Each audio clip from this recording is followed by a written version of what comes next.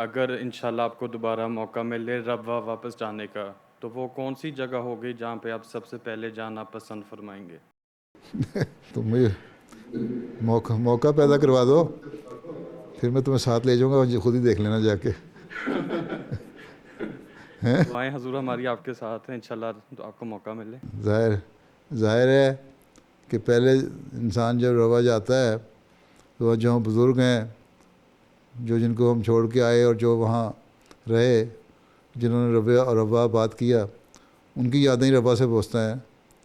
تو عموماً پھر یہی ہوتا ہے کہ پہلے انسان جاتا ہے تو ان بزرگوں کے مزاروں پر، ان کی قبروں پہ حاضری دے کے دعا کرتا ہے ان کے لیے، اور پھر پورے شہر کے لیے دعا کرتا ہے، اور پھر اپنے کاموں میں مصروف ہو جاتا ہے.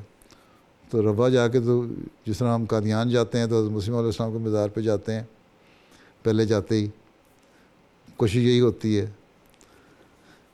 اگر مکہ مدینہ جائیں تو ہم سب سے پہلے وہیں جاتے ہیں روضہ مبارک پہ. تو یہاں بھی بزرگ جہاں دفن ہے ان کو جاتے ہیں جنہوں نے ربوہ کو آباد کیا اور ربوہ کو سینچا، ربوہ کو بنایا، تو ان کی یادیں وابستہ ہیں. تو پرانے بزرگوں کی یادیں تازہ کرنے کے لیے اور ان کی دعا کرنے کے لیے عموماً تو یہی ہوتا ہے کہ وہاں جایا جائے. ٹھیک ہے، باقی حالات کیا ہوں گے اس وقت جب ہوں گے دیکھ لیں گے، اور اگر موقع ملے تو ساتھ آ جانا میرے. چلیں انشاءاللہ.